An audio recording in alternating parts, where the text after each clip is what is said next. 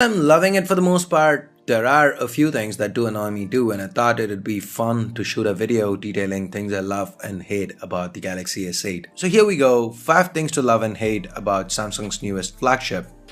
So let's start with 5 things I love. Number 1. I love how snappy the S8 is for the most part. Right from when I was setting this phone up, I've been noticing that it's extremely snappy. It should be, given that it's Samsung's flagship, but that's not always been the case, and I'm really happy Samsung's got it right here. Number 2. The camera. While some might be disappointed with how similar this camera is to the one from the last generation, but Samsung's put in the work. Like, this image was captured when it was mildly windy.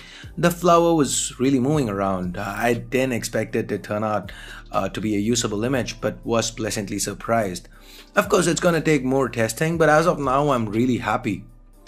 Number 3. The on-screen keys. Whenever I switch to a Samsung phone to review, it takes a few days to get used to Samsung's recent apps and back key placements, which happen to be a mirror of the stock Android placement.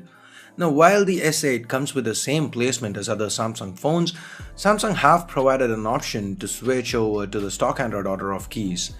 It could have been easy for Samsung to not provide the option and just say that's how we do it, but I'm really happy they didn't go that route. Number 4. The curved back. Just like with the Note 7, we've got 3D glass that curves to the back here, meaning despite the S8 being 0.1mm thicker than its predecessor, it actually feels very slim in hand. And with that, we get to number 5, the display. Now, forget the infinity display marketing or the insane 83.6% screen to body ratio or the fact that it's got a 570 pixels per inch pixel density. Hell, even forget the fact that it's a Super AMOLED panel with amazing colors. Just look at how narrow this display is. I absolutely adore it.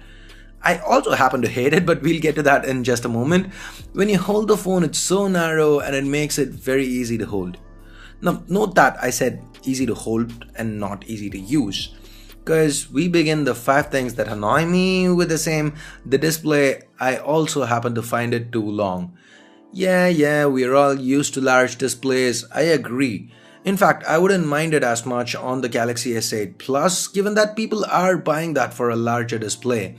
The S8 here is the standard variant. Most brands, including Samsung in the past, sell a regular variant that's optimized for single-handed usage and a larger variant for those who are willing to sacrifice the ease of single-handed usage for a better media experience, for more screen real estate. But this is the S8, the regular variant, so to sacrifice single-handed usage here is kinda disappointing. Number 2, the back. This is not exclusive to the S8, but the glass back is very slippery, picks up a ton of fingerprints and smudges. I'm gonna have to put a case on this guy soon.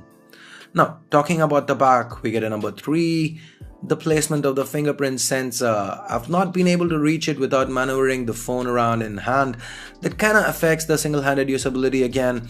Additionally, sometimes I even ended up hitting the Bixby key while trying to scan my right fingerprint, my right index finger.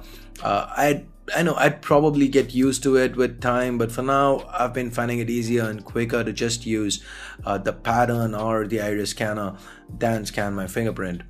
Now, talking about the Bixby key, we get to number 4. I have been playing around with it and Bixby seems okay. The hardware key does seem redundant. I really wish Samsung gave us an option to modify it and change it, but for what it's worth, you can swap it with a third-party app, so this one's kind of forgivable. Anyway, the last thing on today's list again has to do with Bixby. Just like with Flipboard in the past, the leftmost panel of the home screen's been allocated to Bixby. And again, sadly, just like with Flipboard, there is a minor delay when you swipe through to that screen. On a flagship, I really wish there wasn't. So there you go, 5 things to love and hate about the Galaxy S8. Do you feel the same way? Do you agree with what I've had to say? Is there something you disagree with? Let me know in the comments below. So that's it for this video. Give it a thumbs up if you liked it, vote it down if you didn't. For more coverage of the Galaxy S8, hit that subscribe button down below if you haven't already. If you have already subscribed, hit that bell icon to make sure you get notified each time a new video goes live here on C4eTech. So that's it for now. Thanks a lot for watching. Till next time, this here is Ash from C4eTech signing off. You guys have a great day. Bye bye now.